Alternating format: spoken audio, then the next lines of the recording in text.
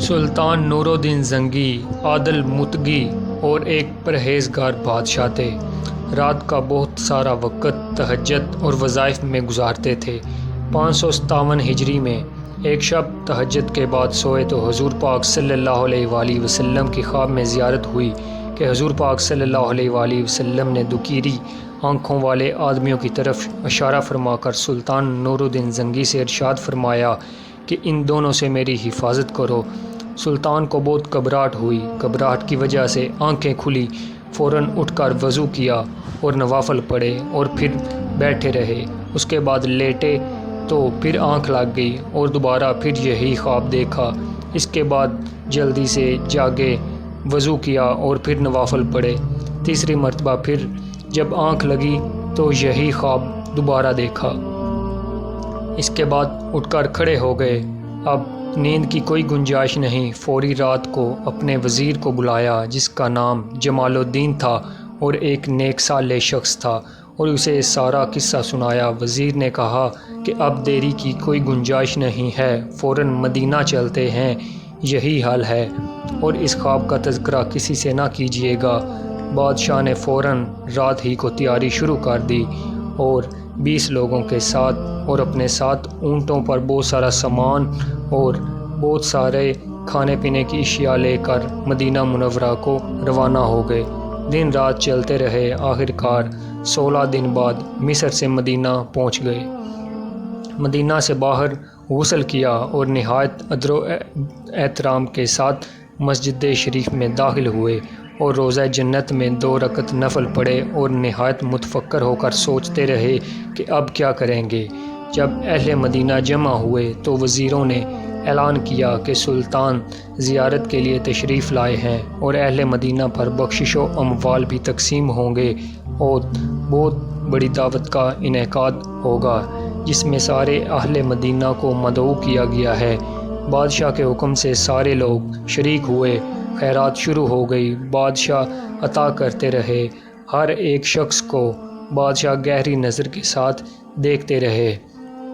سب اہل مدینہ یکے بعد دیگرے آتے رہے اور اپنا اپنا سامان لیتے گئے، مگر وہ شخص جو خواب میں دیکھے گئے تھے نظر نہ آئے۔ سلطان بہت پریشان تھے۔ سلطان نے دریافت کیا کہ کیا تمہارا کوئی آدمی باقی تو نہیں رہ گیا جس نے ابھی تک خیرات نہ لی ہو؟ لوگوں نے کہا کوئی باقی نہیں رہ گیا۔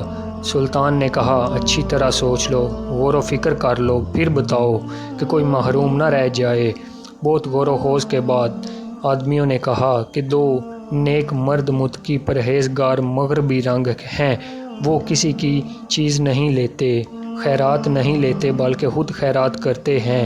اہل مدینہ پر ان کے بہت سے احسانات ہیں، سب کو یکسوں دیتے ہیں اور ہماری حفاظت کرتے ہیں۔ سلطان یہ سن کر بہت خوش ہوا، پھر حکم دیا کہ ان دونوں کو میرے پاس لے کر آؤ۔ چنانچہ ان دونوں کو سلطان کی خدمت میں حاضر کیا گیا۔ سلطان انہیں دیکھتے ہی فوری پہچان گئے کہ یہ وہی مردود ہیں جو حضور پاک صلی اللہ علیہ وآلہ وسلم نے خواب میں دکھائے تھے۔ بادشاہ نے پوچھا تم کیا کرتے ہو، کہاں سے آئے ہو اور تمہارا کیا مقصد ہے یہاں آنے کا؟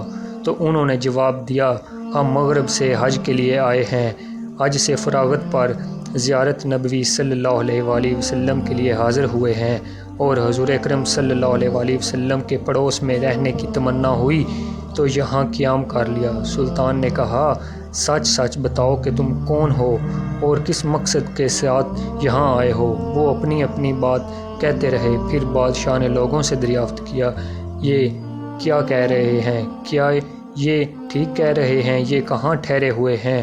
بتایا گیا کہ روضہ اقدس کے قریب ہی ایک رباط سرائے میں ان کا قیام ہے۔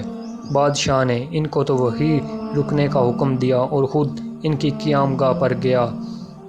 وہاں جا کر بہت تجسس کیا، بہت پریشانی کے عالم میں تھے۔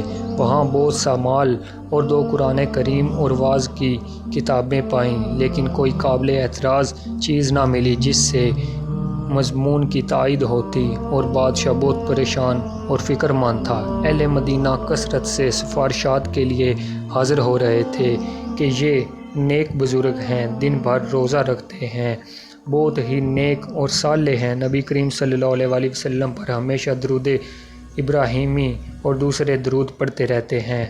ہر صبح جنت بقیع کی زیارت کو جاتے ہیں۔ ہر ہفتہ مسجد قباء کی زیارت کرتے رہتے ہیں۔ سائلوں کا سوال رد نہیں کرتے۔ اس قید سال میں مدینہ کے ساتھ انتہائی ہمدردی اور غم گساری کے ساتھ پیش آ رہے ہیں۔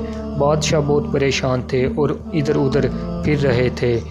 پھر ان کے مسلح پر نظر پڑی جس پر ایک بوری بچھی ہوئی تھی۔ اس کو اٹھایا، نیچے ایک پتھر بچھا ہوا تھا۔ اس کو اٹھایا تو اس کے نیچے سے ایک سرنگ نکلی جو بہت گہری کھودی ہوئی تھی اور بہت دور تک چلی گئی تھی، حتیٰ کہ قبر عطر تک پہنچ چکی تھی۔ یہ سب دیکھ کر لوگ دنگ رہ گئے۔ بادشاہ نے غصے میں کانپتے ہوئے پوچھا کہ صحیح واقعہ بتاؤ، تو انہوں نے بتایا کہ ہم نصرانی عیسائی بادشاہوں کے کہنے پر یہاں آئے ہیں۔ انہوں نے ہمیں بہت زیادہ مال دیا ہے۔